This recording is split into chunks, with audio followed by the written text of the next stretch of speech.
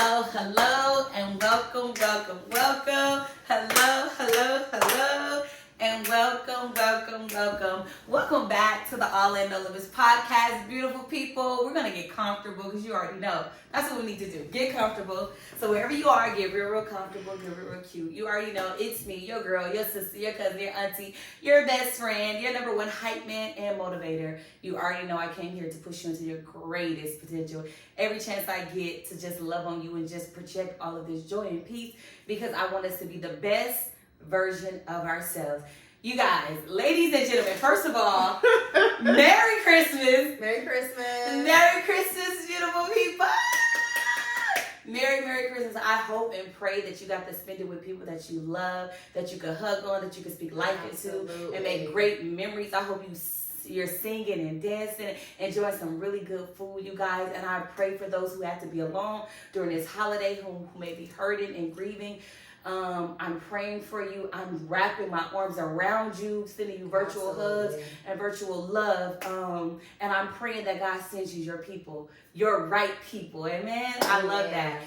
But today, you guys, Merry Christmas, all that great stuff. But we have a special guest today. You have heard me talk about this woman on my show, verbally saying her name and how much I love her. My whole and name. How much I appreciate her.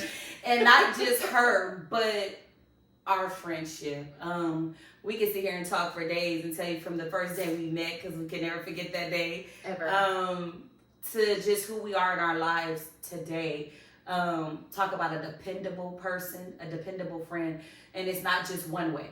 Absolutely not. I think that's the blessing in us, that it's never one way. It's never been one way. It's never been a time she couldn't call me, and it's never been a time that I couldn't call her. Absolutely. We've walked through tragedies together, holding each other hand and praying for each other. We literally did this life, and I'm so glad because no, we don't talk every single day, but she is the best of the best, and I've talked about her before. I'm over here like, I'm gonna stop because this is supposed to be a Merry Christmas show.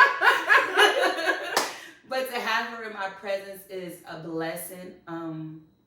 I tell you to value the good people you have, value them, love them, and appreciate them, because when you have people that can reciprocate the same love, the same joy, the same support, that is very rare. Yeah. It's very rare. So you hold on and you appreciate those gems because they don't come often. You know what I'm saying? Be good to the people that are good to you. And this is why I say that, because when you're good to people, the right people will be good to you and Absolutely. They will value you simply because they love you. Yes. And this is who I have. I have that. And for me, that's overflow. We have that in each other. It's in each other. We have that. It's reciprocated. And that's the joy of Yes. friendship. When you can have a relationship where it's reciprocated versus it's draining, because it's like I'm giving everything and you're not even showing up halfway for your part.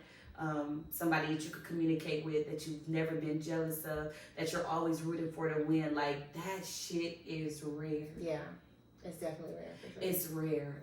That's going to show up for your wins and show up for your losses and still celebrate you in and out of season no matter what. Like, yeah. That's us. That's us. But she's supposed to be introduced to herself, but I pretty much just gave y'all a rundown of who she is in my world. Joe, introduce yourself. Joe. Well, she calls me Joe. My name is actually, she said it on here before, so I'm sure you guys know it. If you don't, I'm Juliana Monique Turner. That's my government. She already said it, so I'm going to say it again. I'm just her sister, a mom, a partner. Yes. And she's damn good at it too. I'm you know what? Be momming the hell out of that. I'm trying. My friends take care of their kids. I definitely take care of my kids. I think that's so awesome.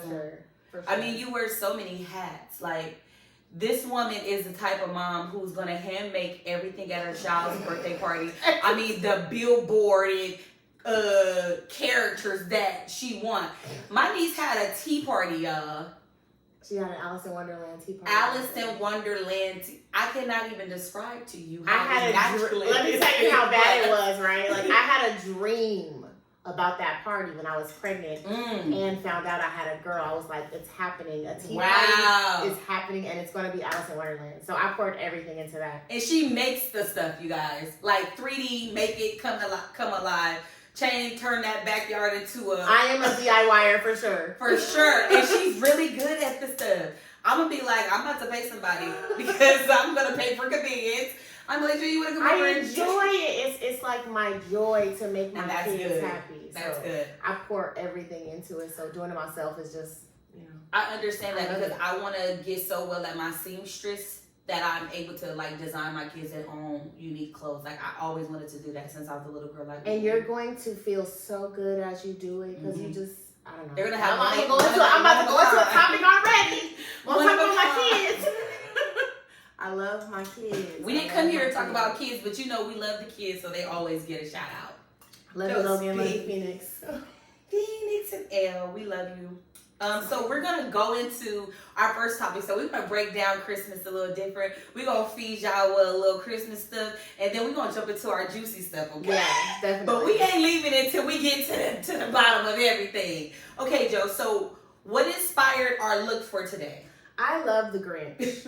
I'm gonna just jump there. It's something that's been a tradition in my family since I was a little kid. We would watch the Grinch like starting in November, almost every single day. Like my dad can sit and recite the whole movie. My little sister, it's just ridiculous.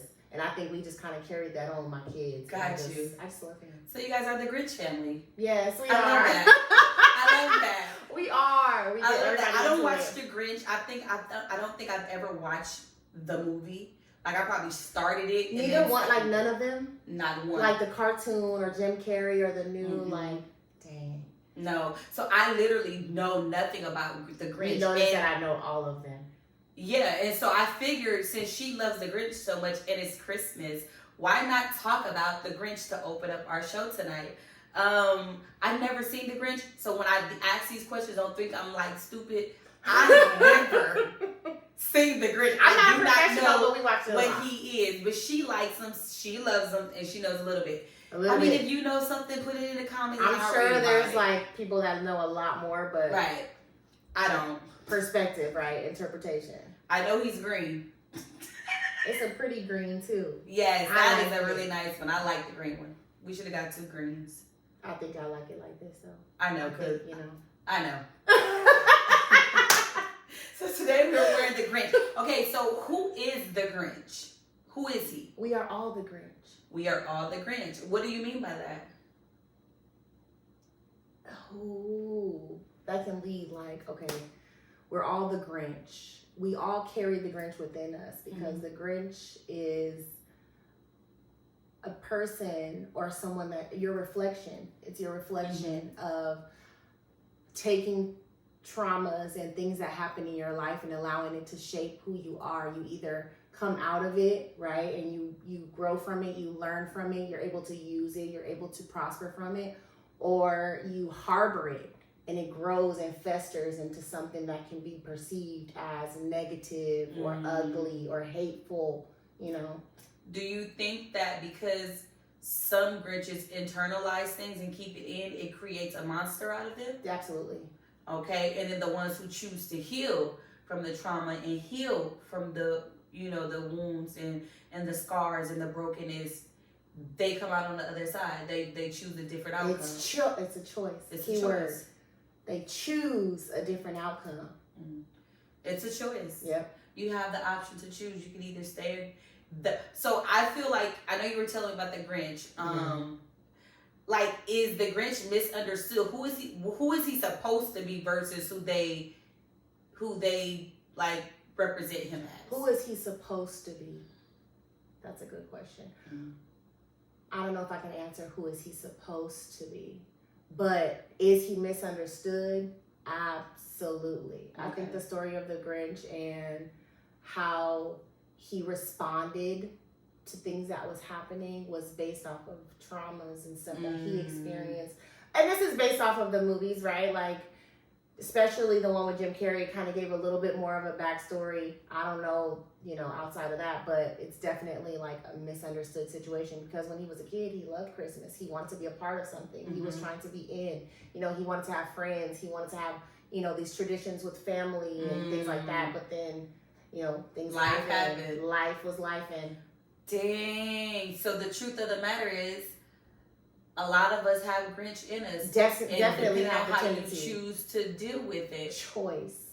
It's I say it all the time, and I say it because some people find it easier to be enraged, to be in anger, to harbor the hate and the frustration, and eventually it eats you up and it kills you from the inside out.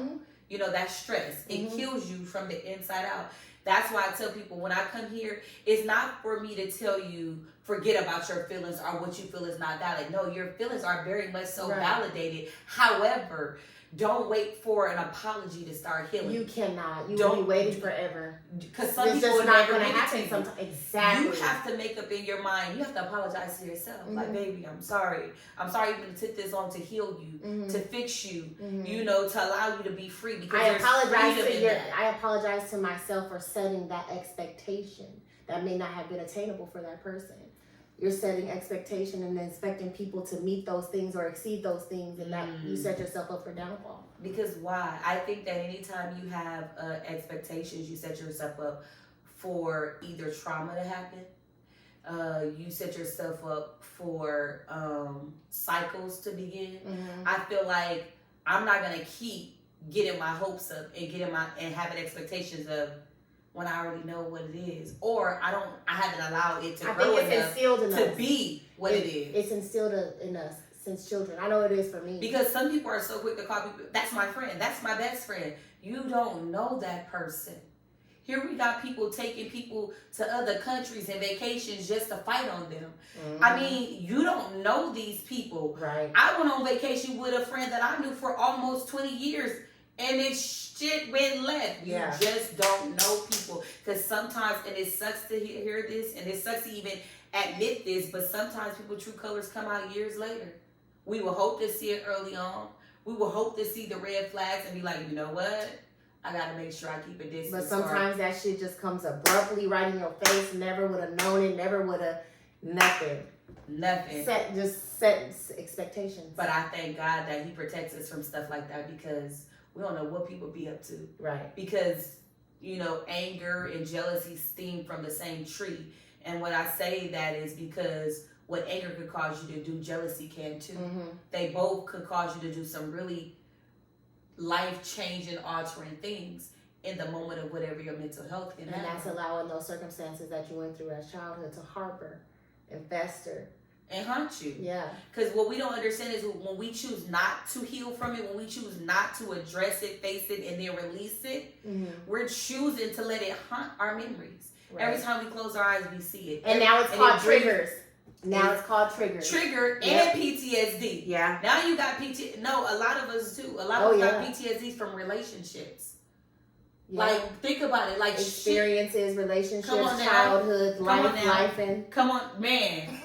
And I was just telling Joe, y'all, I think it was yesterday, I said, I thank God that a lot of my most traumatic experiences happened as I was an adult. And when God knew that I was mentally and emotionally able to handle this, and he's already put me on this journey of healing and my understanding of where my freedom lies, that I'm grateful that most of the worst things that ever happened to me in my life that I was like, oh my goodness, this would have rocked me, is when I was mentally and emotionally and spiritually able to handle it. And my response to that was I had a great example of handling it.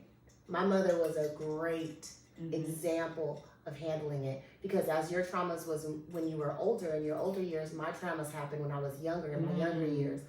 But I think that if I didn't have the rock and the foundation that is my mom, it would have been totally different for me.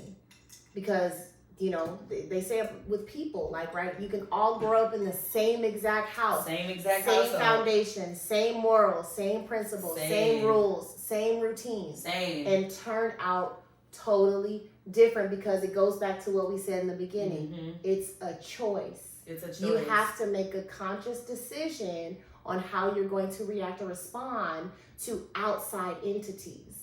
that are trying to, persuade you or influence you or attract you or anger you. You have to make a conscious, sound decision on how you're going to take that and then return it into the, out there. I tell them, I say, you have to reprogram your thoughts. Mm-hmm. What we have to understand is the behaviors that we operate in are learned behaviors. Right. We weren't born with those things. Right. It's what our environment showed us. As a mom, I have learned that tremendously. It's what your environment showed you. Yeah. So if I know, because consciously, me, my brother, and my sister grew up in the same household, and we do not have the same values and morals, and we do not operate the same way at all. You understand what I'm saying? But my choice was, okay, I don't want that traumatic situation carrying into my adulthood, so I'm going to change my way of thinking and handling that situation. I'm not going to ever handle it like that. I'm going to handle it with a little bit more grace, a little bit more peace, a little bit more calm, because I'm realizing that I can give my energy to something negative, or I can give my energy to something positive. A lot of us like a choice. It's a choice. It's a choice. And it's a choice to reprogram your thoughts. It's a choice to change the narrative for your life. Mm-hmm. It's a choice. It's saying, I don't want that, and I don't have to carry that into my adulthood. Right. I'm responsible for my happiness as an adult. Exactly. Just like I had a conversation that I told you that I had with my little cousin, and I told her when we were kids, our parents were responsible for this, that, and that. Right. But as an adult, you are responsible. I no longer can say, Savon, you the reason why. Dad, no. Right. Sharon, what are you doing? Exactly. Because you own this. Mm-hmm. I'm not taking trauma into my next chapters and my next era, because I'm like to pass it on to your children. Why? I don't even want them to have those traumatic situations. That's most of our traumas. It's passed on from generation to generation. But you got to know how to stop. You have to make a choice. You have to make the choice. Yeah. And I always tell them, I always say this, never deplete your options. Never. Sometimes they only feel like they only have one option. You have options. Mm-hmm. Weigh them out. That's why you're supposed to be slow to speak. Think that thing through before you I'm working on that. Before you go just slow to speak. That's important. I think that's important. It is very important, because when you're slow to speak, it gives you time enough to calm down. Mm. It gives you enough to think about what you're going to say. Mm-hmm. It also makes you, because for me, I don't want to feel bad after I did it. Mm-hmm. Right. I don't want to be, and I always say that this is mainly and I've come across that with a lot of people. Like I said, people have been coming at me crazy, right? Mm-hmm. But my thing is, let me respond to them the way that I would want somebody to talk to me. Mm-hmm. Not me coming at them crazy, but still respond. Because when you respond out of love, they have no choice but to respond with love. So I responded with love. I've noticed and then they responded with love. Mm-hmm. You know what? I'm sorry. I apologize. I know you were wrong. But I need you to understand, so I'm going to redirect this energy so that you can see where you feel. What happens what happens when they challenge that? You know what? It's rarely ever challenged. But my thing is this. So you think it's not something that happens often, or does it happen often with your situation? So this is what happens that's been happening with my situation. Situations. Yeah. With situations. No, for real. With situations is that I'm not responding the way people want me to respond. Ooh. They expect me to turn up. They expect me to go off. They expect me to treat them like they treat me. I'm not calling you out your name because I don't feel that way about you. I'm not about to drag your name through them, but I don't. Whatever secrets you share with me, I'm taking it to the grave. Exactly. I'm not about to throw it up in your face. I'm not about to throw it up in nobody else's face. You're not about to be my soundboard where I'm about to talk about you to everybody that'll listen. No, out of sight, out of mind. Once you're out of my life, you're out of my life. No disrespect like that, but it's a done deal. I need not to even think about you anymore.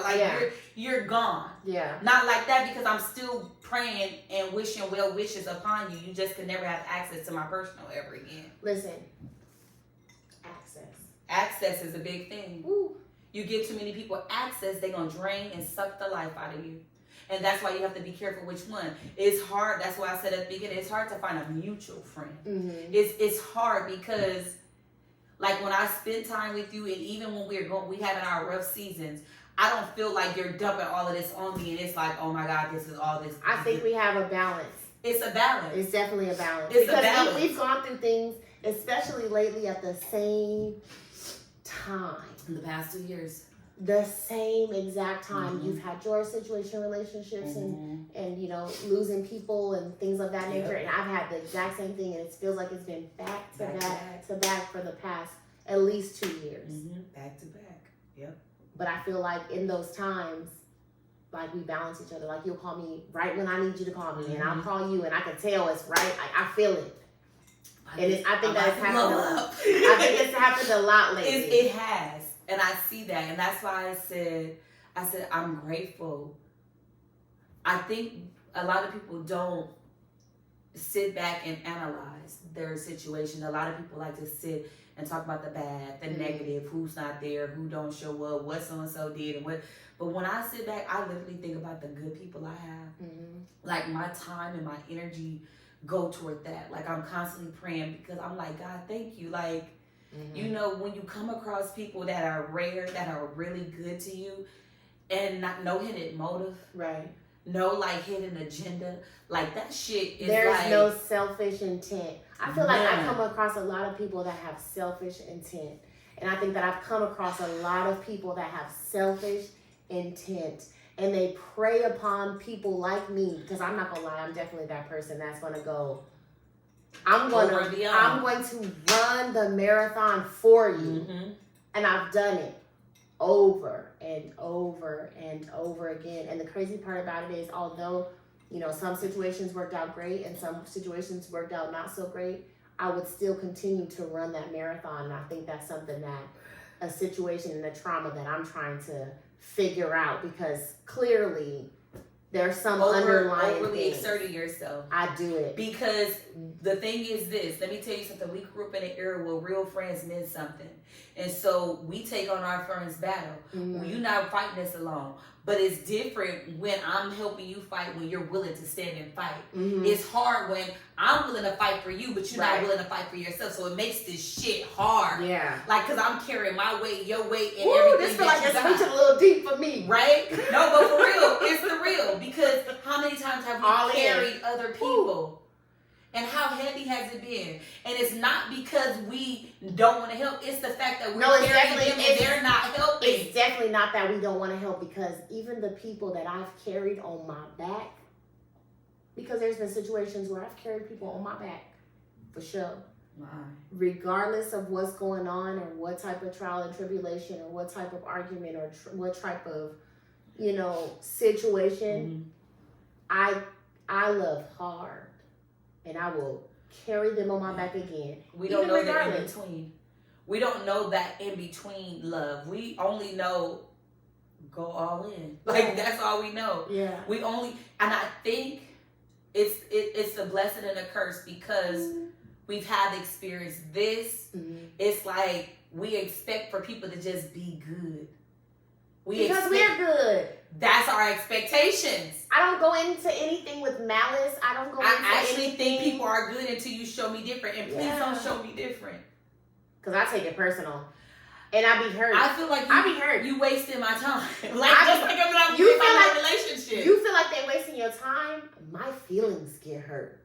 Because when I do something, I do it with my whole heart. So, of course, your feelings are going to get hurt. That's because we really think that they're for us.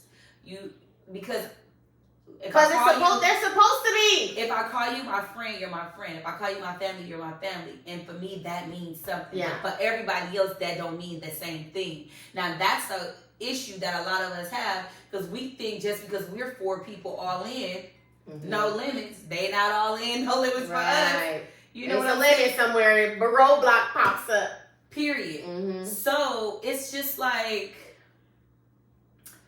you kind of live and you learn, and you, in a sense, you don't want to show your hand to people too early. You don't want to show how nice you is, what they always and how say, sweet you what are. What you always heard as a kid, right? You never want to never let them see you sweat. Yeah, but it's like how it's hard to stay ready. So you're, because I'm also not wall built. I'm not that there. person that say, "Oh, no new friends." No, because I've had some new friends that's entered my world that's been great to me. I've had some new friends that turned out to be great to me. You know, people I met on the job that are still my favorite people, and we still hang out and do lunch and brunch and show up to each other's houses and birthday parties. We still do it all. I have some really, like, that, I thank God for that, because like I really have just enough. Like, I don't need a whole lot. I don't need everybody ringing my phone. I don't need everybody I don't have time trying to drain my energy and find out about me. Like, you can't have that much access to me. I'm a limited edition. Like, it's only one of me. I don't have time for and that's how a lot of us need to start looking at ourselves. You are a limited edition. There's only one of you. It's only so much you can do. And when you have all of this, it's like you're trying to please and help so many people. And that's why I'm so grateful for the season that I'm in. Mm-hmm. And you could call it a Grinch season, but a Grinch season. Oh, okay. But the truth of the matter is, it's a self-love season. It's a season where I wish the Grinch would have. He could be choosing to isolate himself or be mean to the other people, but this is a season where he should have tapped in and been like, you know what? I want to be free. It happens. It does. Eventually. Okay. So why did he try to steal Christmas in the first place? Why did he want to ruin Christmas? Because he felt like people were all into it for like superficial reasons, not for the reasons because they care or love or want to just do for others. It's for all selfish reasons. It's because you want the praise that you were the person that got that big gift. You want the love and the attention that you're the richest one in the room, or you're the flashiest one in the room, or you got the best present. It's not because of what it originally was meant for. Love, compassion, being there for others. He saw Christmas, because based off of his life experiences, as a selfish time. And it was a selfish time in the story, essentially. Like, people were so caught up, which is what we do, right, in the world, in all type of different type of situations. We get caught up in the mumbo jumbo, or the unimportant things, or what we think other people should, perceive us as or how we want to present ourselves, that we forget about the real reason of it all. Right. And that's Christmas and life in general, right? Like, the real reason we are here are, in my opinion, the reason that everyone is here on earth is to have an experience. Right.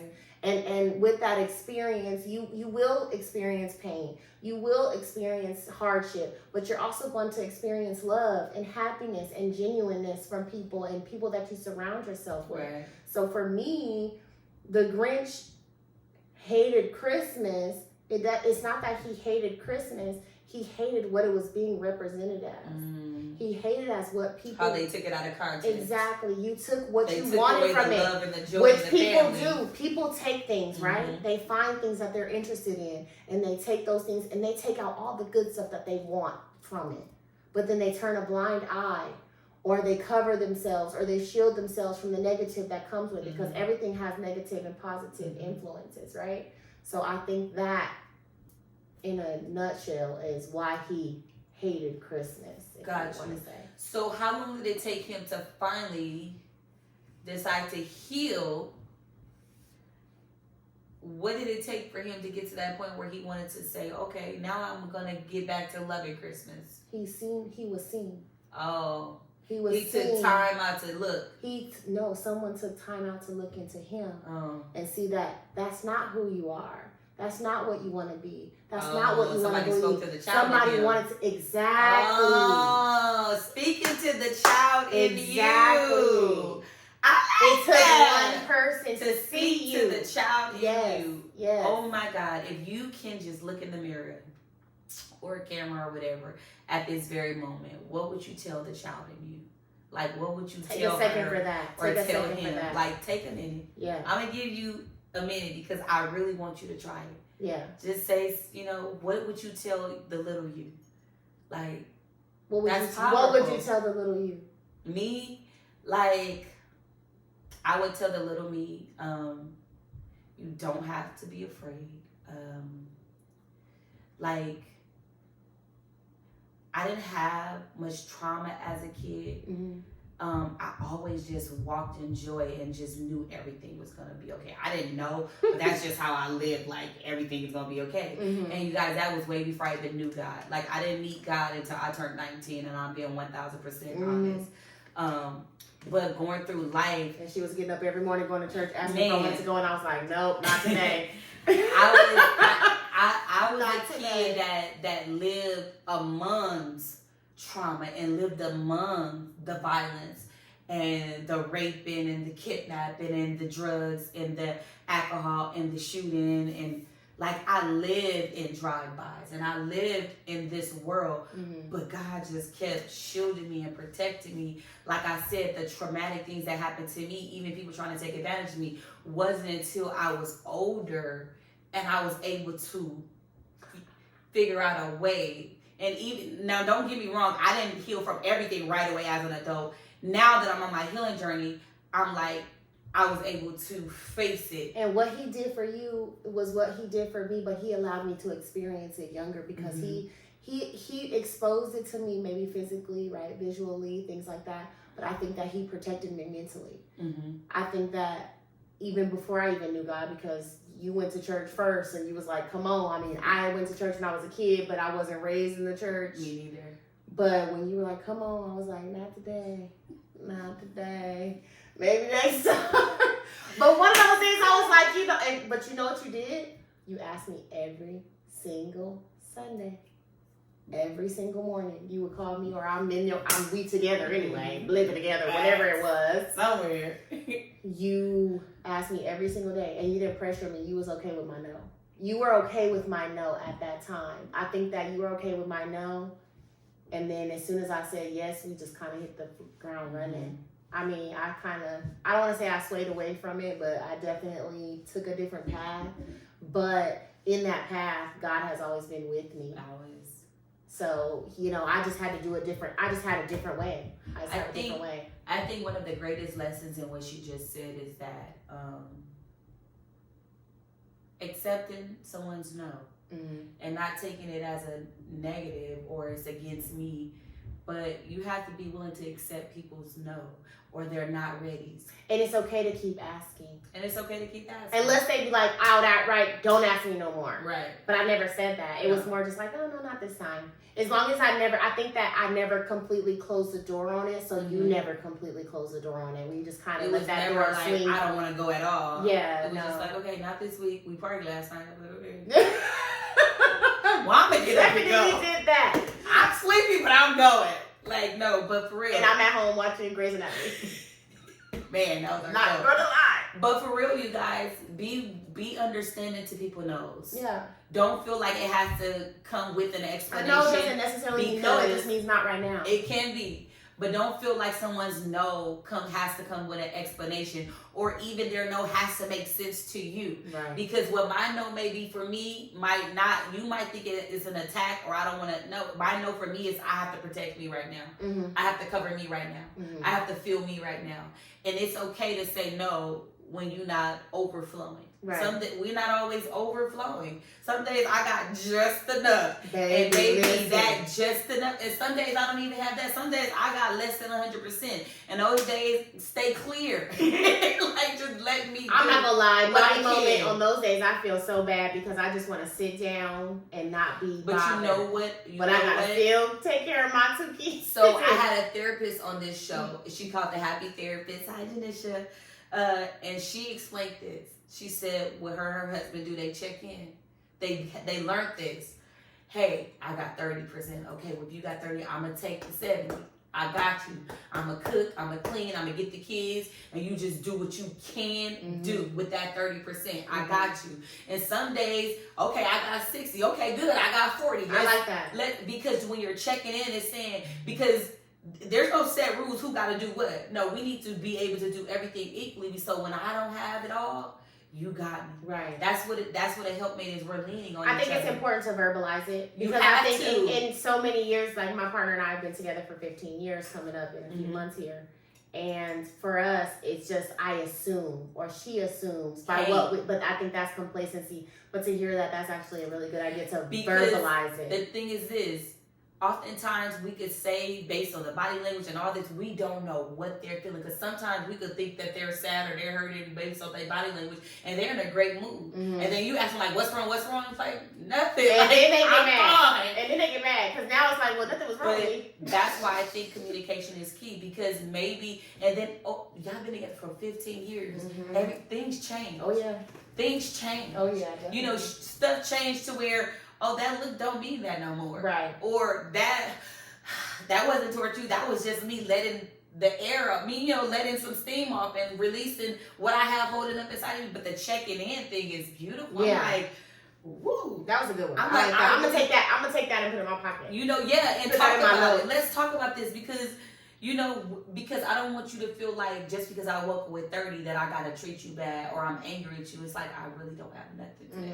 Like, this is a mental health day where I could probably need to stay in a bed or stay away from people or like probably. And I think that's where you always say, you're a helpmate. I think that plays a huge I say it all the time. In that type of situation or circumstance, for sure. I say it all the time because I want to set the foundation of what I want my relationship to be. I'm a helpmate. We are helping each other. Right. This is a team effort. And even if you play on sports, there's been times where and one of my teammates, they down, like Deshaun, I'm having a rough game. I'm having a rough day mentally. We got to step up. Right. Fill the void. You know what I'm saying? And I feel like that's how a marriage is. And just a committed relationship anyway, when you're with your partner, check in and like, hey, I think communication is key in that point. Definitely. Like, communicate what you feel. Like I said, I think we do that, but verbalizing it is, I think to me, listening as a person that's been in a 15-year relationship, verbalizing is what I'm taking away from that because we already communicated, right? Like some days we'll be like, look, it's a day. Like that's our code, like it's a day. Like if we say it's a day, we know, okay, she needs some time or, I'll do this a little bit more with the kids or I'll try to, I'll make sure that I take care of dinner and, the kids are bathed and, ready for bed. Right. And I'm going to take care of this. I got diapers, I got bottles, I got all that. Just go take a breath. And it might be a day for the both of y'all. Be like, look. Those are the hardest days. And that's where you got to communicate. But I communicate, look, we don't order dinner. We not cooking tonight.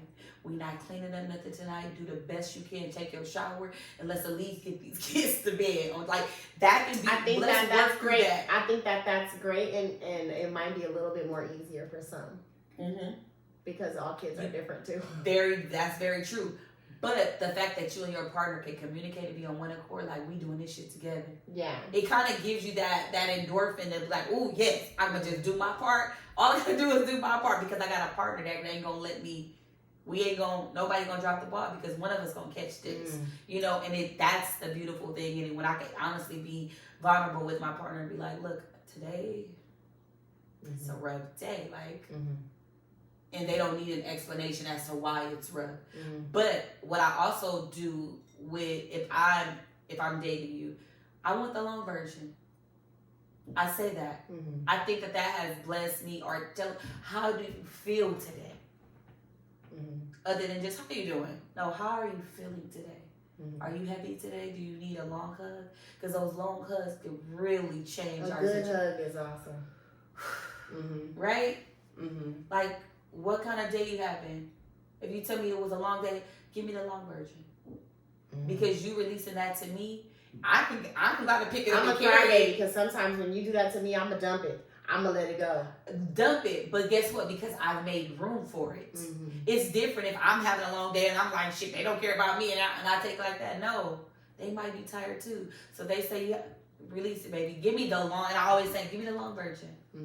Why? Because I want to know everything. I want you to release everything in that moment because I want you to know you don't have to Baby, let me tell you, did John say that? I'm releasing it all and I'm about to cry and some more stuff, okay? Just let me cry. To carry you. But that's the blessing. She gonna be able to carry you in that. But to have that space where we can do that, do you know how rare that is? I'm grateful for that. That's for sure. Because I tried to create that foundation with someone I dated, and it was taken as it was always a problem. No, this is our safe space to communicate. Maybe I might say things or do things that you don't like. Tell me right now. Let's talk about it because we're friends. There are so many things going on that sometimes have nothing to do with you at all. And you because I'm feeling a type of way, or I say that it's an issue, or I'm feeling 30% today. You're taking it personal, so we got to make sure that the balance is on there with the communication. That's why the communication is necessary. And although there's so many ways to communicate, if my partner say, "Look, babe, like today I got 30," and I'm like, "Baby, what can you do with that 30?" Okay, I'm gonna do everything else. I got you. Just do what you can do with your 30. I got you today.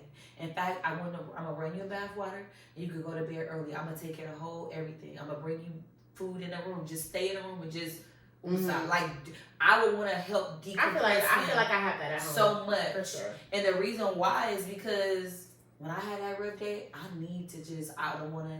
But like I said, out the world. I feel that. I have that verbalizing. I'm taking that away from that conversation. Verbal. But I mean, it just takes it up a notch. And to create that safe space, like, there's nothing like having someone you could trust, that you could be vulnerable with, and that knows you and care about your well-being and what's going to happen.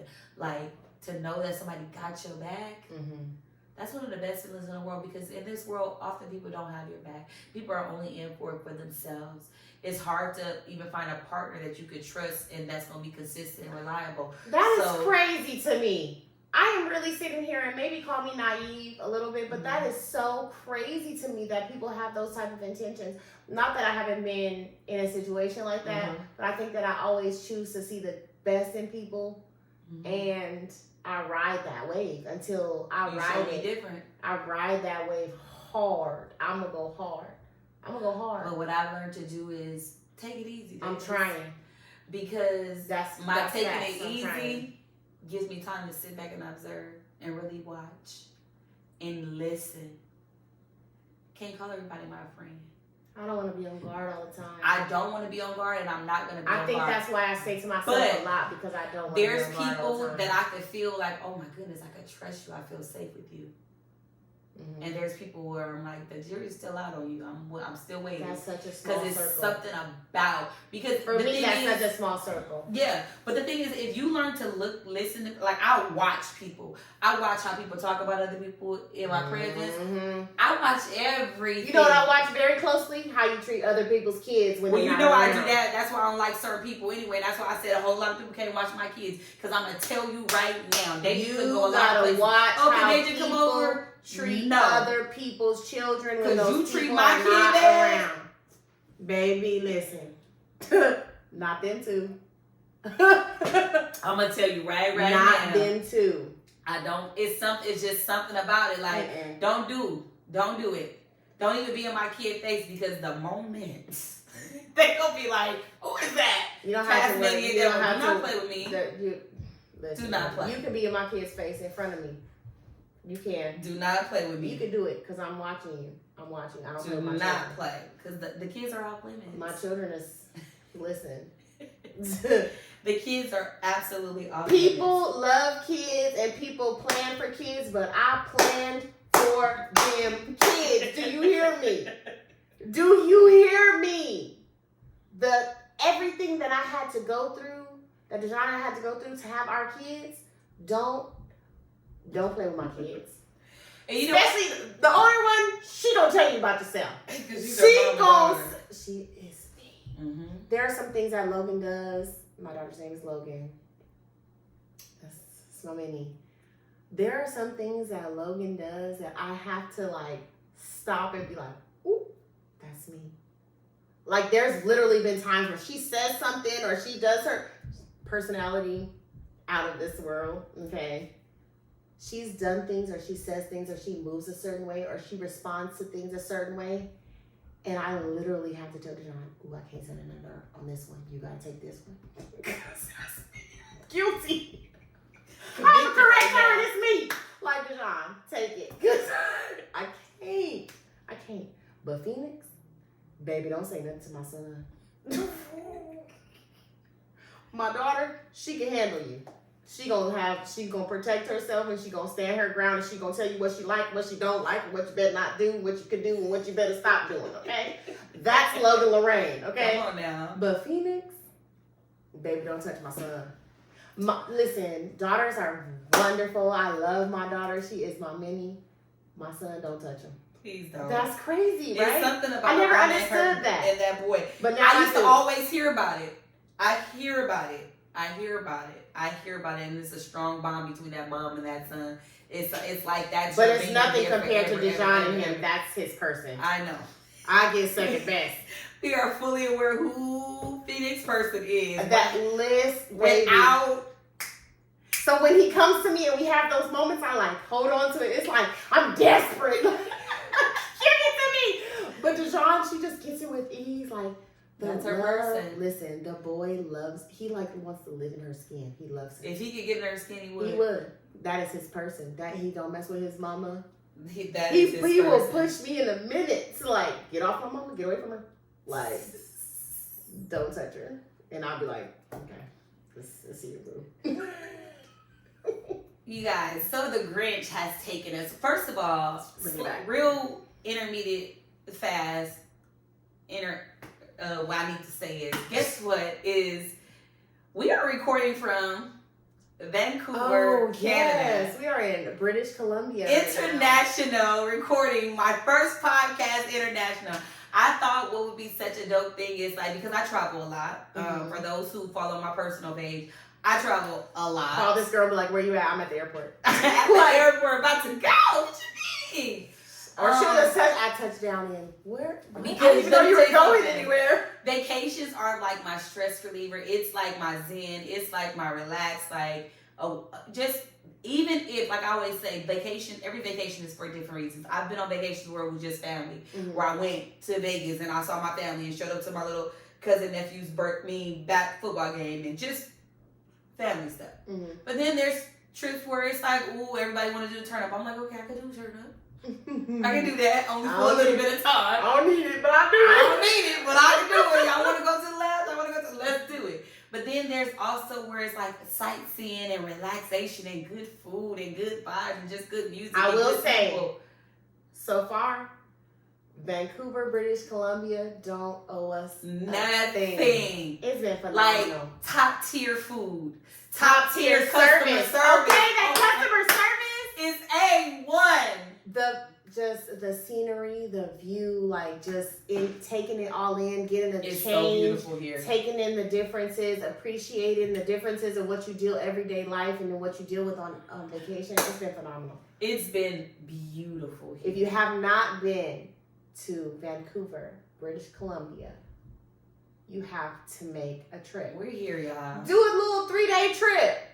3 or 4 That's days. All you need is about good 3 or 4 days. Kind of like, if you want to take longer by all means. But give yourself a 3 day, 4. It's been, and I've said this on probably every video I posted, it's been an experience.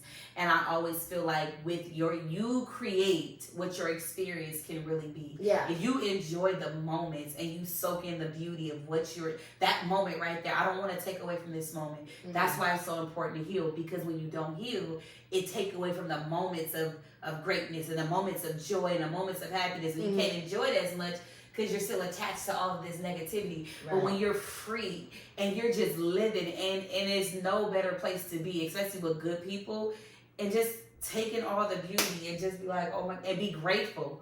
Because we're doing things some people will never be able to do.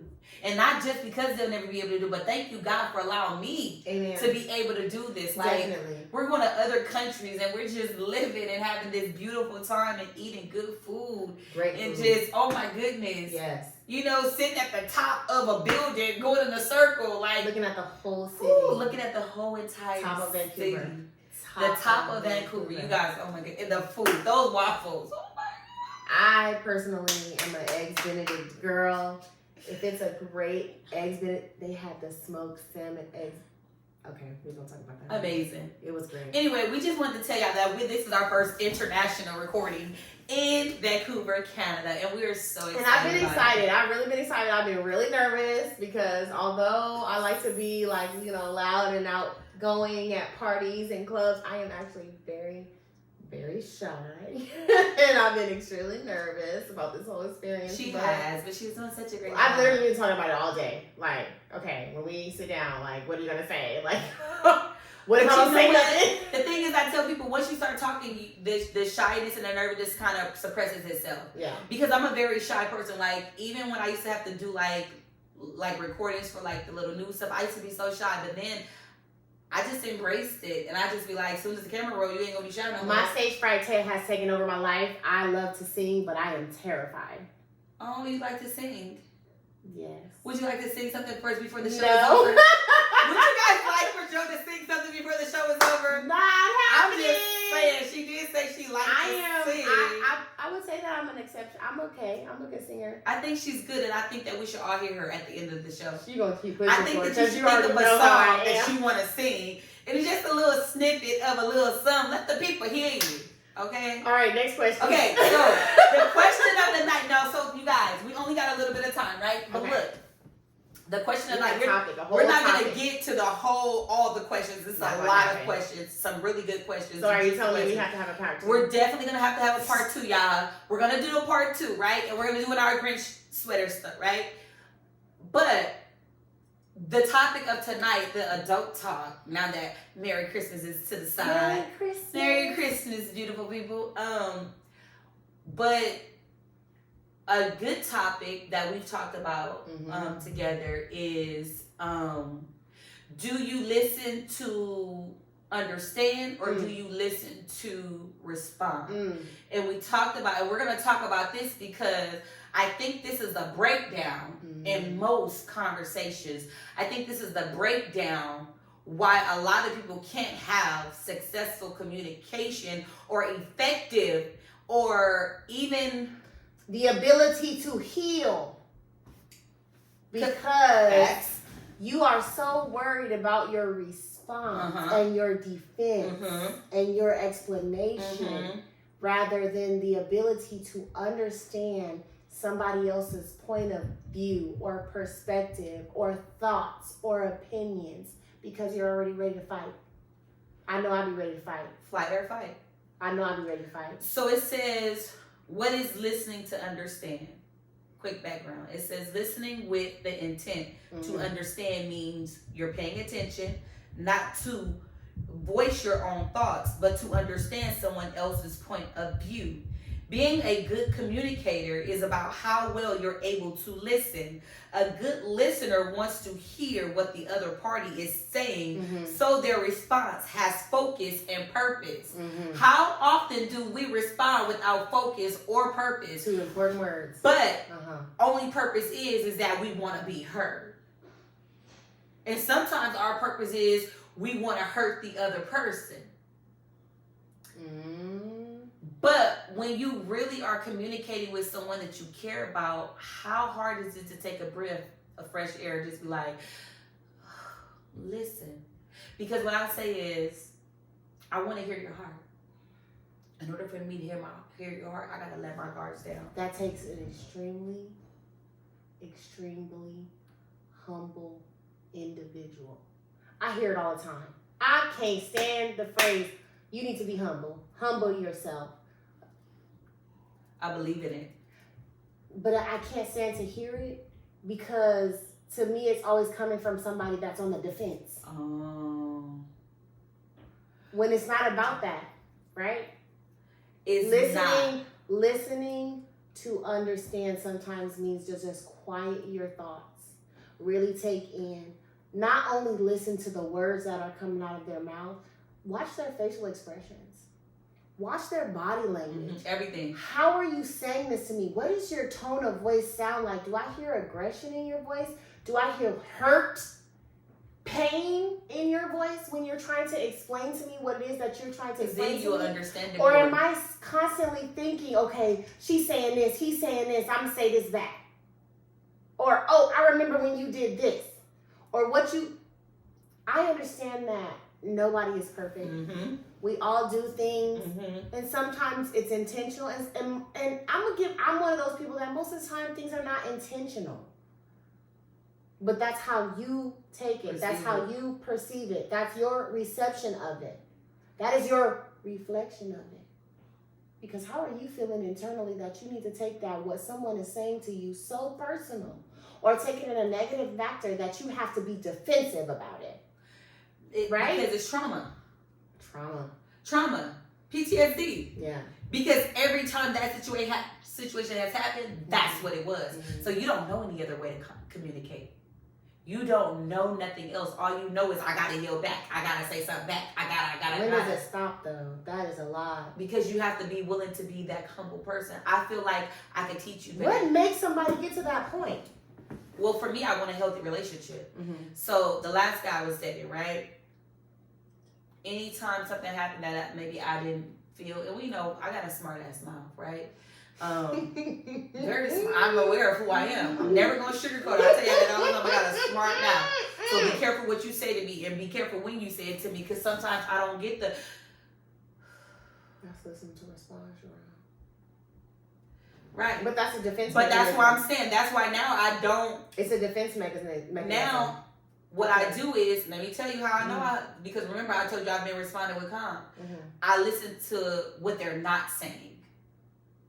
So say for instance, I have my little cousin who attacked me, right? What the fuck? He couldn't have been attacking me because I ain't did nothing to him. So instead of me just taking it personal, like it was, hey, but this cousin, good afternoon. How are you? Let's start there. Let's redirect this thing. Hey, your feelings are validated and I understand how you feel and I'm sorry you feel that way, but hey, that's not my fault. Hey, if you want to fix this, let me give you solutions. I don't just tell you what the problem is. Let's work on this. I redirected it. You know what? I'm so sorry. I shouldn't have said that. I shouldn't have came at you like that. That was not your fault. You've never done anything. I know these things. Because I know these things, I'm a redirect this conversation. Because if I don't redirect it, I'm going to dig in your ass and you ain't going to like me. But he knew that already. He knew that already. He knew which one to come at, how he came at you, because he knew that you are in this era, in this time of your life where you are healing and you've probably always presented yourself as, the one that's going to stand up for themselves but still love on you at the same time. So that's why he came at you like that. He knew it. Well, that's the thing. That's another thing, right? Like to add another level to any situation, there's personal situations that I've been through. Certain people know, especially family. I feel like family knows a lot when they can push and push and push, and who they can push and push and push, and the type of response that they're able to get. But they're able to still release their feelings. Hold on, listen to me, right? They're still able to release their feelings. They're still able to unload what they need to unload because they know that you're going to still respond with, "I understand you. I see you. I feel you. I hear you." But you're directing it to the wrong. But they still got to get it out. I don't know if that was the thing. You don't think so? Not with him. Okay. Now, I do understand what you're saying, though. And the reason why I say that is because I do understand I think that he just blew up. It was his breaking point. And he saw it on my stuff. So it was like breaking point. Okay. It's a trigger. Just a random trigger. It literally triggered him because he addressed so many things that none of them had nothing to do with me. I ain't seen my father since I was 17. I wasn't invited to so-and-so wedding. And I'm like, none of these things have anything to do with me. He's crying out. He was able to unload it on somebody that he knew he was. But he didn't know I was going to respond like that. You don't think so? I don't think he did. More people watch you than you think. Probably so, but I don't think he would have known that I think that I'm happy I responded that way because even after God was real well pleased. He was like, because I did what I needed to do. Because that's going to help him heal. That's going to draw him in. That's going to, provide the things that he needs. You are the person to see him. Yeah. Like the Grinch was seen. At that moment, yeah. But I think that he's doing a little bit too much now. You're doing too much. You're doing too much. Take me off the list. I think I've surpassed. You're here. I need you to bring it down. Because, man, I'm tired of being understanding. I'm tired of being like, you know what? I'm not going to be able to do this. Hey, and I'm not saying that I'm tired of it because, no, I don't want to respond to anyone out of hate or love. But at some point, it's like, stop playing with me. Yeah. And the thing is this.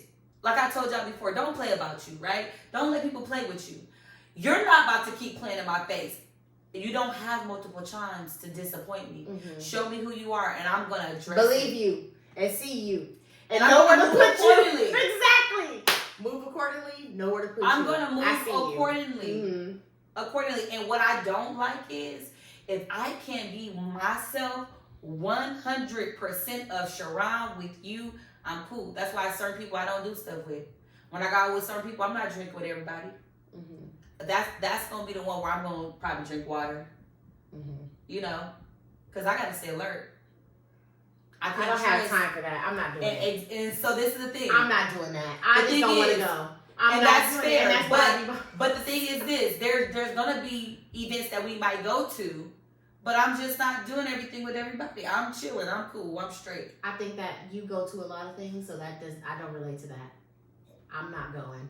I do go to a lot of places. Because I'm not going to exert that energy. I'm not going to curb myself. I am not doing it. Well, I don't think for me, I'm now at the point where I don't give people that much time and energy. So it's not even, I don't even the curb or energy. It's like, because, so this is the thing. I carry joy with me. I carry peace with me. I carry happiness with me. No matter what I do, no matter where I go, no matter what environment I am, because I am at peace and I'm free within me, I'm going to enjoy me. That's why I tell people when I go on vacations, people are like, you always said it's your birthday. Yes, because I'm celebrating life every day. When is if it's a vacation like this, it's my birthday too. It's my birthday. I was in Japan in April. They was like, it's your birthday? Yes, give me a birthday pin. I walked around Disneyland and Disney Sea with a birthday pin on it. Got 15% off because what do you mean? It's my birthday. When I bought this trip, it was for my birthday. And what do you mean? One of the girls there, it was really her birthday. I'm like, it's my birthday. When's your birthday? February. What month is this? November. It's my birthday in Canada. I never had a birthday in Canada till now. Listen. Let me tell you something. You have to learn. That's how you learn to enjoy the moments. Because people be like, even when, like, I went on a trip just recently, I had a good time. I don't know what y'all had. Because I'm going to enjoy myself. We could go to the mall and have We were talking about this earlier. When you go on trips with people, I take on your emotions and how you're feeling. And I'm working on it.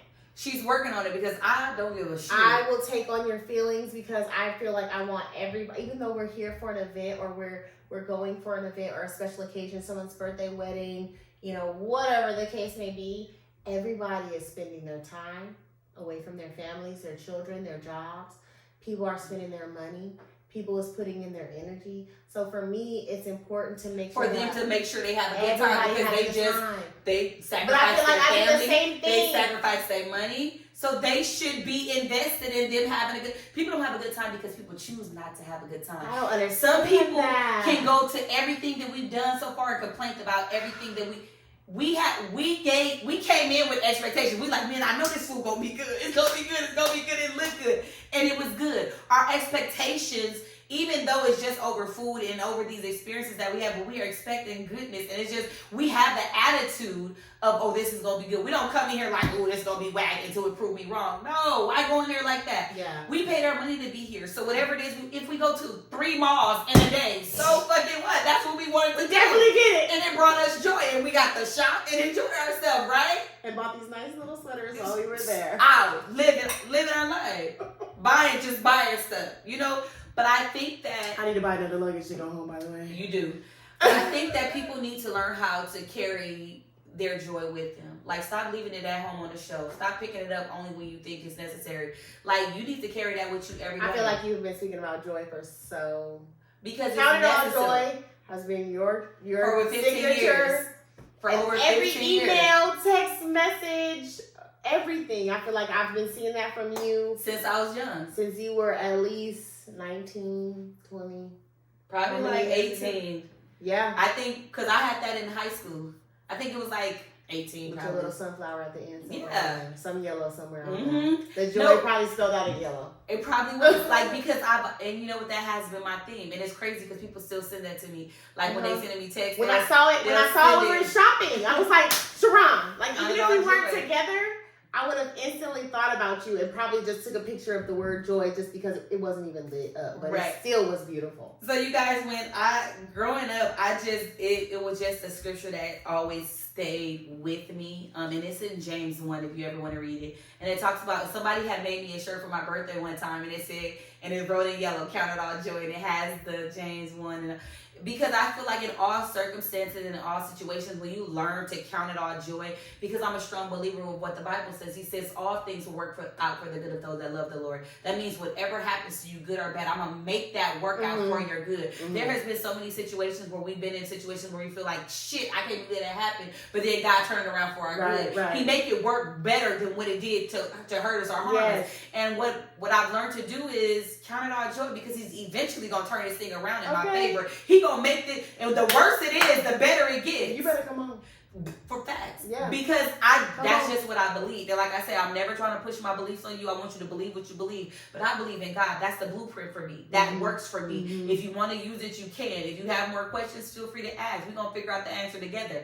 But the thing that I love about that is that it gives me the freedom to just breathe and trust a God that can do all things but fail. It's like, y'all, I'm not worried. People be like, what you, I ain't worried. My mom ain't, sure I know. Girl, I am not worried. I can genuinely smile for my friend and sister. Like, I'm not worried. Friend. I'm not worried. I can genuinely smile because of everything that you just said. I know wholeheartedly that encompasses your direction and your thought process and your way that you reason and the things that you do and the things that you decide to do.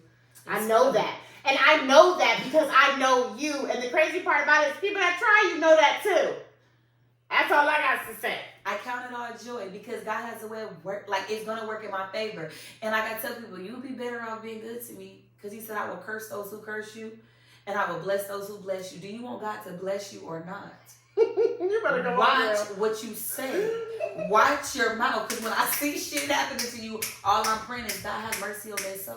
God deliver them. I'm praying for you. That's why God blesses me because I don't cry about the enemy. I pray for the enemy. I want you to come on God's side. I want you on this side of the planet. So I'm not asking God to destroy you. Right. I'm asking God to heal you. I'm asking God to deliver you. I'm asking God to let them see a part. Just let them see the light just a little bit.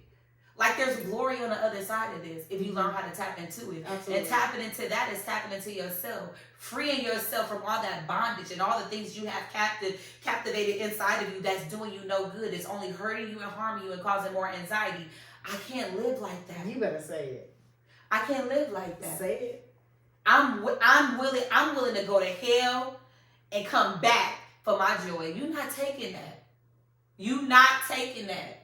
I love to see regardless to who have passed on, my heart has hurted in places that I didn't even understand hurted. Losing people is not an easy thing to do. Right. Losing people is not easy. Even when we lose people that have not passed on, when the relationship break, we still got to heal from that. Definitely. We still have losing people that has not passed on, you still have to heal from that. You have to. That is important. That you important. Grieve that. Yes. Especially when you've been so good for 20 years to somebody. People relate grief to death. And it it's doesn't not. always happen with death. People grieve when they lose a job. People grieve with change. Period. Yeah. Because what was ain't no more. Right. The life we had before COVID, it will never exist again. Right. Right. And some people can't mentally handle that.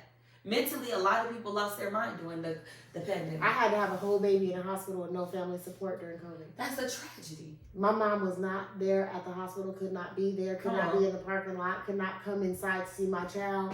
They tried to send the only person there, my partner, home. And I had a whole surgery.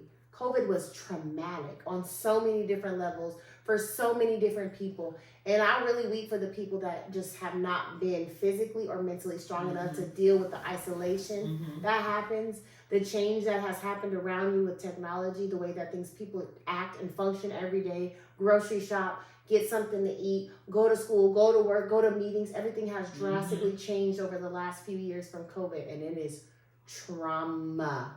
It's trauma. Big. But you have to make a choice. You have to choose. You have to choose to get the help. And I tell people all the time, you're not alone. There's so many hotlines that you could call. There's so many people. Like, go get a therapist. And I told people this on a few shows ago that I feel like you should have a therapist because there's going to be times that your family and friends don't have the capacity to take on your stuff. I call it the feelings doctor. Like, you're able to express your feelings. Yeah. Because there's a lot of people that don't have safe spaces to express their feelings. So the moment they get a chance, they go...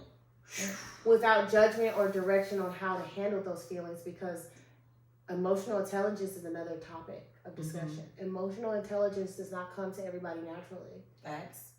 People do not understand, comprehend, respond, listen to understand, respond with thought of how it affects you, how it affects the next person, and how it affects your surroundings, your whole, your community. Right.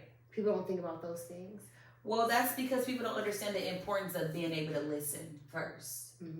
So a few things that I found to be important when listening is that you have to make a conscious effort not to just hear what people are saying, but take it in, digest it, analyze it, break it down. Understand it. Like you said, listen to the body language. Pay attention to the body language. Listen to the tone. Listen, because I hear you crying. In a text message, I was like, oh. In a post. He bleeding. In a post. Just Posts bleeding. Everything. Just bleeding. Just bleeding. That's when you know to reach out. You know what I'm saying? But learning to listen, not only does listening enhance your ability to understand better and make you a better communicator, it also makes the experience of speaking to you more enjoyable to other people. To be able to talk to someone who's listening to you. Remember how you said how mom, when you were a kid, how she made it so easy for you to just talk and release. The check-in was necessary for your childhood and for your trauma, because instead of you having to keep it all internalized and grow with it and become angry and become the Grinch out of it, because this is what you expect from the whole world, because this is what happened to you, but I never got to talk about it. I never got to release it. I never heard. And you don't have the emotional intelligence or maturity to deal with it. You don't. You're not ready yet. So how do I analyze this? How do I live my life still carrying this? And a lot of people don't know how to live their life. Be a safe space for somebody else, because then it will create a safe space for you, because it's just going to be reciprocated. Hopefully. Creating that safe space. I think that's important. But being able to reciprocate it ain't always the easiest thing, because oftentimes we have bid soundboards for other people, and we have bid everything to other people, but they could not be that for us. That's true. With that statement being said, just like somebody will eventually see you, just keep that going. I think that's, for me, that's how I am. I'm just going to keep it going regardless. I think that's a good thing. Yeah, regardless of what you respond with it, how you feel about it or what you say, I'm going to keep it going, because I know that one day somebody will be that for me. I think that, that's a good thing. But it's also a bad thing. I don't think it's a bad thing. It's a bad thing because it leaves you vulnerable sometimes, where people take advantage of that. It leaves you vulnerable, yes. But my thing is, I don't feel like everybody can hold what I have. Not like it's super, super heavy. I just don't trust everybody. The Bible says the prayers of the righteous availeth much. So I feel like I don't need to tell you nothing. I don't feel like, there's some people I feel like you have no power nor authority. Like, I don't even feel good coming to you about anything. I have people that I feel safe with. Because you understand those people are not going to listen to understand. They're only listening to respond or have their judgment or pass judgment upon you or your thoughts or your feelings or what you do. I just feel right? Or no? No, my thing is, it's just that I feel like I just don't want to have a lot of people I trust on that level. But that's based off of trauma. You don't think that's based off of experience? I don't think mine is definitely based off experience, not off of trauma. Okay. The reason why is because yes. So I have had people that were not good friends. Those were traumatic situations to me. Traumatic situations to me is coming off a 10-day vacation with my boyfriend and then he's been murdered. That's a traumatic situation to me. Being on the phone with him and then 5 minutes his body is shot up 6 to 8 times. That's traumatic to me. Yeah, definitely. Someone mishandling me after 20 years, that's traumatic for me. But me meeting someone and you falling off the grid within a year or two, or you showing me your true colors within okay, that's cool. I have certain things that was traumatizing, but not to the point where, for me, I like the small people that I could trust. For instance, you guys, I told y'all about my breast cancer awareness month last month and how I encourage you guys to get mammograms and get tested and all this other stuff, right? Well, the whole biopsy thing and the results thing, I had 7 people only that knew. That knew. My mom, my best friend, my kid, you, and then I had 3 other people. That was it. Not saying the world couldn't know because I shared it with them, but that personal, hey, the results came in. As soon as they came in, screenshotted it, sent it to my 7 people. And I feel safe in that. And I feel like whatever I tell these 7 people, I don't have to worry about the world knowing. Some things I could keep to myself. Some things I could tell, have people that I could tell. And it, I don't need all of these people knowing because I don't need a pity party. I just need y'all to know what's going on and we on one accord. That's it. I don't need a whole lot. That's why I'm like, I have my people, my little set people. And even though I have other good people around me, that core can't nobody. When I say can't nobody. Right. And that's what I appreciate. I love being a part of that, by the way. Right? But I love that I'm included in that. You are and they are the. I think that's access, and that's what I mean when I say everybody shouldn't have that much access to you. Yeah, we could talk, we can hang out every now and then, but the access, the 100% access, everybody don't have that because I don't have enough. Everybody don't have that because that's you have to be conscious. You have to pay specific attention. You have to do everything with intent. It doesn't necessarily, when people hear the word intent, right? Like, what's the first thing that comes to your mind when I say, what's your intent? Your intention, though. What type of, is it negative? You always think negative or positive. No. Whatever that response may be. Because I'm looking for the positive. You are different. Okay. That's exactly my point with this whole little example that I'm saying. You are so totally different because I can sit back and I can think about specific people because of based on experiences that I've had with those individuals or experience that I may not have had been directly involved with, but because of experiences I observed, right? Ooh. I pay attention to that type of stuff. Come on now. I don't pay attention just to my direct experience with you. Yes. I pay attention to experiences that you have with other people. That's necessary. Talk about it. Very, very necessary. But the thing about you that sets you apart, and I think that we relate on that, is that we observe those type of relationships where other people may not pay a slight second. You have to, though. Because it tells you who these people really are. Like, okay. One thing you said when you said about going on vacations with people to set you up, it made me think of, I can't remember the young lady's name. Rest in peace. I pray for her family. Yes. I pray for her family. I have no idea what experiences she had with those friends. I know she those people that she called friends. I have no idea what the situation was. I have no idea what the circumstances were. Only now was based off of what the media expressed, and that media expressed that she was friends with these people. She went on a trip with these people. There was a recorded fight, footage, evidence with these people, and then the girl is dead. That is, to me, like, that is crazy. It's not fair. But I think that there may have been a situation, experience, another conversation. It had to be something. But this is my thing.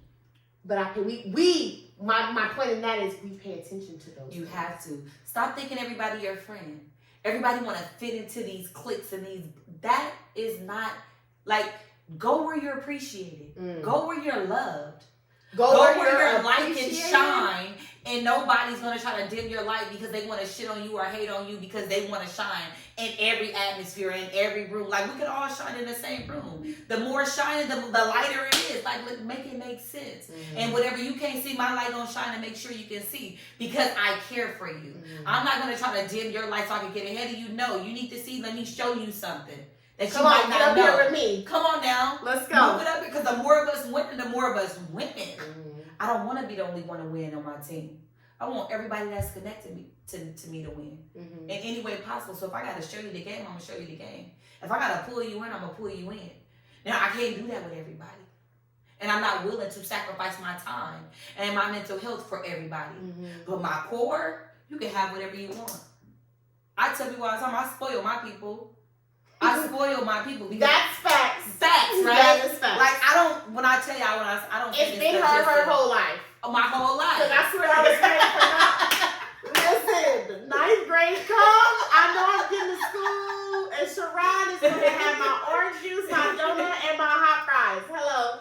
Every morning, Sharon went to the store, and she got me right. I was ready. I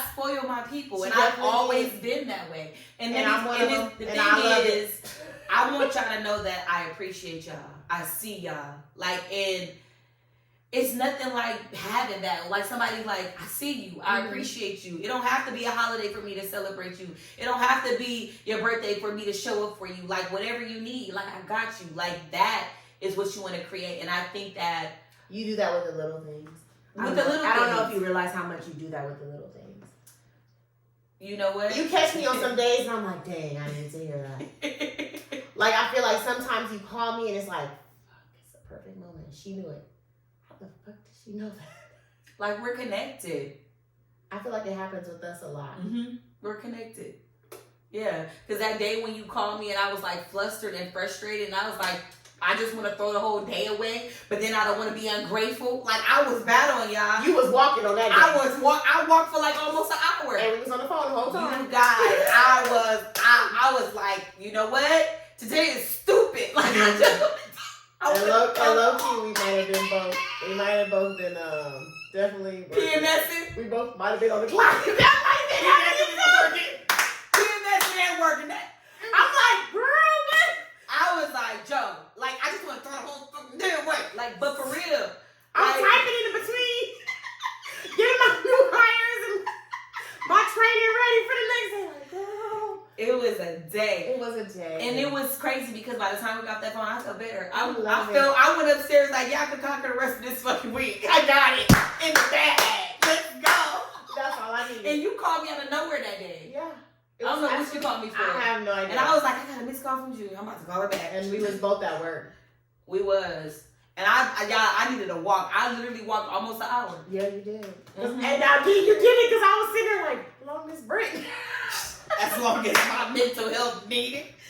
I was like... She was on that break, y'all. I was working actively. Take your mental health walks, please. Because when days are rough, sometimes... Well, there's a lot of reasons that I would like to touch in on that. I'm Okay. a safety professional. There's a lot of reasons why you have to take time away from work. People really think that, oh, I only have this 10-minute and this 10-minute and my 30-minute lunch unpaid. But there are a multitude of reasons why it's important to get up, reset yourself, reset your eyes, right? Because we're looking at these computer screens or these phones, or we're dealing with people, interaction, giving them our energy, taking on their energy. Yeah. You have to give yourself breaks in between for ergonomical reasons, right? To make sure your body is right, but also for your mental reasons. So take care of yourself, take care of your mental, take care of your body. Yes. It is important. Very. We pour years and hours and energy and time and sweat and everything into working for other people. Come on now. Because even if you're self-employed, you kind of still working for somebody else, because you have a customer. You're working for that person. You're servicing that person. You have to take time for your mental health. You have to take time to hydrate. Drink your water. Drink your water, right? Take care of yourself. Have those conversations. Communicate with your partners at home. Hey, I'm not feeling it today. It's just not my day. I'm at 20. Because you keep saying 30, but sometimes I'll be at 2. I'm at 2%. I can't take... Dejan, I appreciate you. And you know what she said? Because I will walk in the house from work. Sometimes I do... Okay, I am a safety professional, like I said. I work in construction safety. So I do a lot of all kind of things, making sure people go home to their families. That's a big, heavy load. And doing that in the position that I am a tool for everyone else to utilize. So that takes a lot of energy. Right. That takes a lot of time, and it takes a lot of just life out of you, I think. So to have my time to go home and be like, babe, nothing. I got nothing. I'm about to lay right on this couch. And you're going to hear me snoring. Snoring's happening. Cute. No. I'm out. Okay? I'm going to need 3 Grizzlies right here on this couch. I can't do it. I appreciate you, Dejan, because she definitely be like. And that's she don't even say a word. She got me. You got that. You got to have that balance. Yeah. You really, really do, because on the days when you really have nothing, it's like, I have nothing. That means I can't give you nothing today. I want to be able for my partner to be like, I have nothing. I'm like, I got you. You want to have that ability to reciprocate that too, because you can't always be the person that's depleted. Oh, no. I'm like, look, I'm about to go on vacation. You cannot always, I want to make sure that that's a clear thing that we touch on too, because there are those people in those relationships that always talking about they're at a 20, they're at a 5, they're at a 15. And I get it, they may be there, but sometimes you have to suck it up and give that other person the opportunity to be like, it's okay. It's your day. Go take a walk. Go out with your friends. Go in the room, close the door, turn the lights off, lay in the bed, and cry. Do what you need to do. Because I got it. You have to be willing to reciprocate. To me, a relationship is always, always, always a two-way street and a side road. Mm-hmm. I'm going to give and give and give and give. You need a break? Step off on that side road. I'm about to balance both sides of this traffic at the same time. I'm going to make sure that they going this way and they going that way. And you over there and take your break, okay? Facts. I got you. Facts. It's a three-way street. The two-way and the side street, you have to make sure that reciprocation is there. And that's why communication is number one key. And I think the best communication, it says, is being able to listen, to hear, to understand, to feel, and then move accordingly. Because sometimes we don't take in effect what this other person is actually feeling. We're not hearing them. I've listened to people have conversations because I'm the mediator, and I'm listening. And this person is expressing and crying out in a way that this person just don't understand. Can't get it. And I'm like, in my head, I'm like mind blown. I'm like, damn, you didn't hear nothing this man just said. He is crying. So let me take it to you so you can understand. Because you don't understand what he's saying because it's too much you emotion. guys are used to this. It's too much emotion involved. So let me tell you what he said. Now digest it. Don't think about a response. Just digest how he feels. But that also is also affected by the traumas that they still hold on to, because there can always be a mediator in the room and that person still just don't. But it's because of the foundations that people create. Yep. You have to be willing to create a healthy foundation, and you have to be willing to create that healthy foundation with somebody that's willing to create it with you.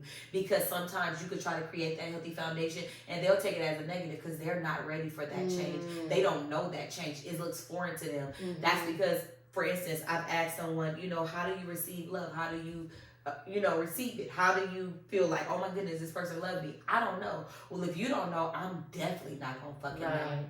Right. If you have no clue how you receive and feel appreciated, how am I supposed to appreciate you? I'm going to love you in every love language. How am I supposed to reciprocate that?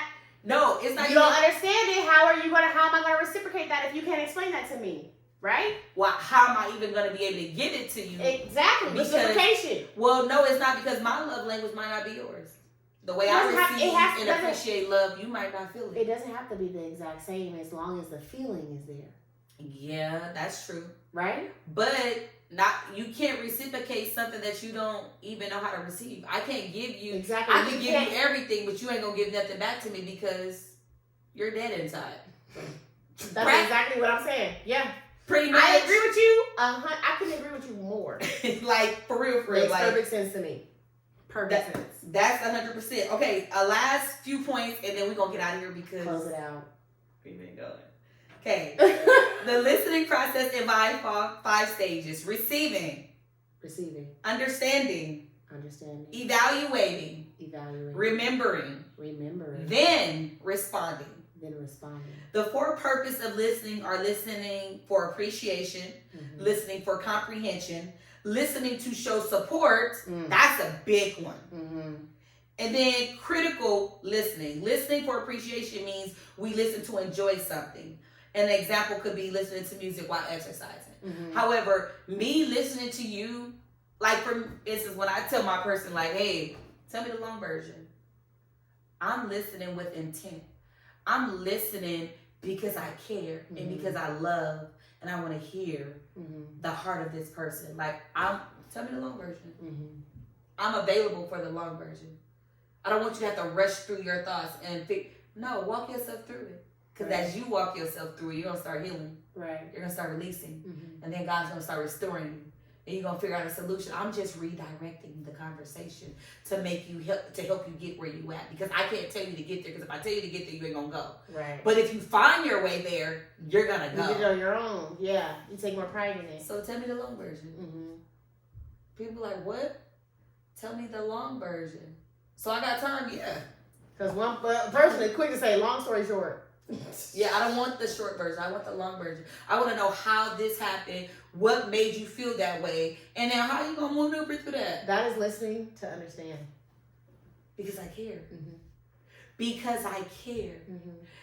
I'm going to ask questions. You tell me, and so, why did they do that? And when did this happen? And how? Mm-hmm. And she said, what? How did she do it?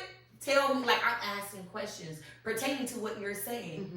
Oh, so you mean to tell, then I'm going to summarize. Oh, so that all goes into that bulk of listening to understand. I'm going to hear you. I'm going to soak it in. I'm going to compare details. I'm going to analyze the conversation. I'm going to tell you what it is that I hear. Mm-hmm. So that you can confirm or correct. Yes. I am listening to understand. Is yes. What I heard all that. Yes. Mm-hmm. It takes all of that. Mm-hmm. But it's okay that I do that for you, because I know when I need it, I got the same. Mm-hmm. Like, that's amazing. That I can release when I need to release. And what I want to do is, we want to change the narrative of, okay, we're creating this atmosphere where we could release, and it's draining, and it's, no. I got you. Release it. We're going to pray about it, and we're going to go. Mm-hmm. Stop carrying stuff that people release on you. I'm working on it. I had to learn, I can sympathize with you, but I can't carry it. I can listen to you, but I ain't carrying it. You could come to me and release everything on this floor, but when I walk out, I'm walking out with my joy. That is heavy. I can tell you from personal experience. Because we have too much empathy and sympathy for people, and we want to help the world. But guess what? What I've learned is the easiest way to help the world is allowing them, directing them to help themselves. Stop always saying yes. Stop always saying, I'll do it. Stop always saying, let me go the extra mile. Hey, let's redirect this. What's going on? What cycle are we on? How do we get off this cycle? Mm-hmm. How do we get from here to here? Let's put up a game plan. You need help with getting your credit together? Let's figure out a game plan. You need help saving? I can show you how to do this. Get this account. Do this. Sometimes it takes not saying nothing. Sometimes you got to let people fall on their ass and do what they do and figure it out. But that's why I tell people you have to take a minute. Instead of responding, hey, let me listen to all the facts. Because in a minute, you're going to tell on yourself anyway. So let me listen to all the facts. Because me saying what I could do ain't going to help you. But let me figure out what we can do to get you to help yourself. What can you do to make this itch? Because if you do it, you're going to really work hard at it. And you're going to accomplish what you need to accomplish. And when you do, you ain't going to never forget. And you're going to never go to this again because you worked your ass off. You know? I'm learning to redirect people rather than jump to help people. Because so many people that I've helped, they do the bare minimum now because they know I'm always going to help. So now I'm no longer doing anything. I'm letting you figure the shit out yourself. Learning to shut my mouth. Learning to sit back. Learning to not always jump to be mom. Not always jump to be auntie. Not always jump to be super friend and super sister. Fuck. I need a minute. My back hurt just thinking about it. You know what I'm saying? My back hurt. So, think about it. In closing, y'all, we're going to give our last closing remarks because we just touched on so much stuff, right? I feel like we touched on so Good much stuff. It was great stuff. I think that there's another side of the coin. We talked about a lot of listening to understand, but we didn't really touch a lot on listening to respond. I think we touched on it a little bit, but I think that the battles that come with it, the trauma, the PTSD that comes with it, is definitely something to explore. Causes us to respond. Because we're responding out of experience and not out of the moment. I'm responding because I know how this gonna go. I've been here before. I've been here before. I've been here before. I'm responding out of I've been here before. I'm responding out of fight or flight. And all I know is this. This is how I usually handle this battle. This is how I usually handle situations like this. So even though this situation is delicate and what I say and do can really destroy this thing, I'm not thinking about that. I'm not thinking, oh, I can destroy this person with one word. You guys, that's why I tell people, be careful what you say. Because words hurt. I don't give up. I pay attention and to I've words. said it so many times. Words hurt. I pay attention to what you say to me. And how you say it. I never forget what you said and how you made me feel. And not only do I never forget it, but I make a conscious decision to not make other people feel. And I pay attention to what you do after it's said. Is there remorse? No remorse. Was it an accident? Did you say it and you really meant it? Yeah, you said that and you meant it.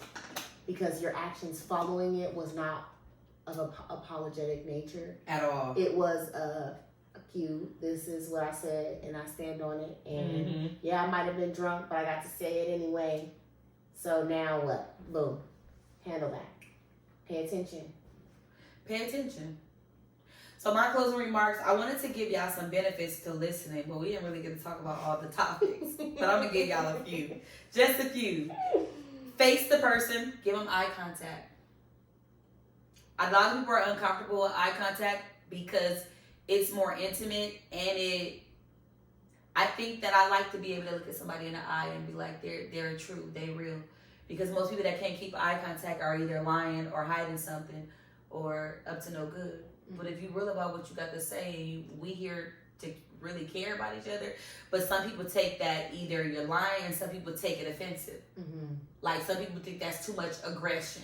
You're too aggressive if you're looking at me. No, I'm looking at you because I'm passionate and I want you to know what I'm saying, and it's real, and it's coming from a real place. It's also coming up from a different direction. I understand that, and I know this is a closing remark, but you also have to consider people's natural reaction to those things, because eye contact is also a social construct that we have to think about and reconsider, because there are other people that cannot make eye contact, and it's not because of what they're saying is not true. They're not understanding it, they're not believing it, they don't feel it. Is they simply cannot make eye contact because it's physically painful for them to do so. But you have to consider that. That's another topic for another day. But yeah. So there's different reasons, of course, to the whole not making eye contact, but I mean, for whatever reason, some people, it's a cultural thing. It's different things, but eye contact is one of the ways to show people that you are listening. But if you that you are engaged, if you understand the person that you're talking to, I understand that eye contact for my sister Sharon Davis is important. It means that she cares. It means that she's telling me what she knows out of not listening to respond, but she listened to understand, and now she wants to express her side. And just like she allowed me to dump my shit on her, now it is time for me to understand and take that back on what it is that she thinks that, or she wants to understand or get clarification on, or what she heard me say. But even when people tell me stuff, I ask people, do you want my opinion? Definitely do that. I do it because it's not always necessary. Do you want me to say? Do you want me to tell you? Do you want me to ask? Do you want me to tell you my opinion? And sometimes I'll be like, no, Sharon, no. Because I'm going to be just listen to me complain in my nonsense, and it don't make no sense or direction. And I'll be like, okay. I'm just having my day.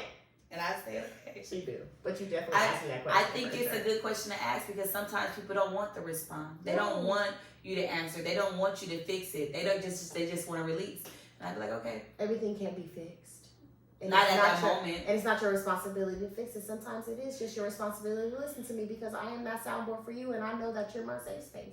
Yeah. I just believe in redirecting. You need help? I'm going to redirect you. Let's figure this thing out together. But you also talk about healing it and sitting in it and knowing it and acknowledging it. Always. It just depends on the situation. Always. And it sucks that sometimes you got to tap into your healing more than you would like to, but you have to.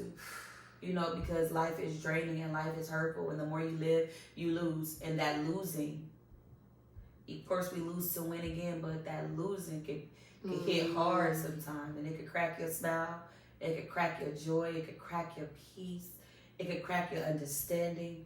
It can shake your foundation. Literally turn your world upside down. And so, So, yeah, we about to close out. I can't go over all 10, because I even had 10 tips on active listening and benefits to active listening. So we're going to talk about the benefits and the ways that you can learn how to listen. But I hope that you've enjoyed this show. It's been such an honor to have my sister on season 2, y'all, from Canada. Hey, Vancouver! You guys, it's been such an honor and a blessing to come back to you guys. Merry Christmas. Merry Christmas to you, your family, yes, everybody. We love you, and we are so grateful that you allowed us in your living room, your bedroom, your car, your whatever. Your office. everywhere, wherever you are. You don't forget to tap in. Make sure you turn on that bell notification so you can always know when the new shows are coming. Like, subscribe, share, tell your auntie, cousin, brother, sister, tap in. We appreciate you tapping in always to the All in No Limits podcast, you guys. We going up season 2. We ain't playing. I'm excited to just keep watching and keep learning and keep growing and keep responding to my phone and looking crazy. Thank you. Because I'll be telling people like, have you heard of this podcast? You need to watch it. I will play a clip from this one and be like, okay, this is what it's like, but then look at this one and show you the differences that's happening here and now. Man. I want you to grow. I appreciate I want you to prosper. I will always, just like you always say, you are their number one fan, their number one pusher, their auntie, their sister, their cousin, I am that for you. Thank you. So I know that this is going to be great. Closing remarks for me. Listen to understand. Take your time with people. Take your time with self. Mm-hmm. Take time for yourself. Yes.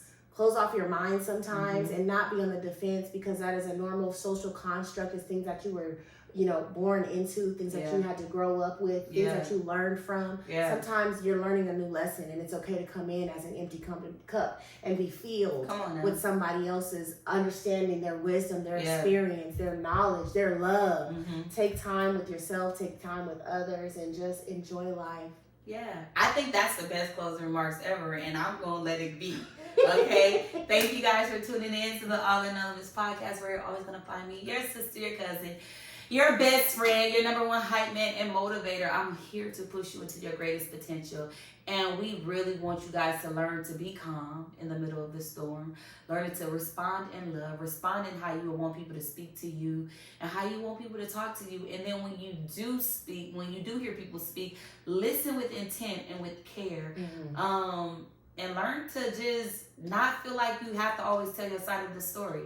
I know you want to, but sometimes it's unnecessary to. Definitely. Sometimes it's easier just to walk away from some situations, and don't bleed on other people. So heal, be happy, be whole. Read a good book, take a good walk, and just hug someone, please. Mm-hmm. It's been real. Until next time, we love you. Bye.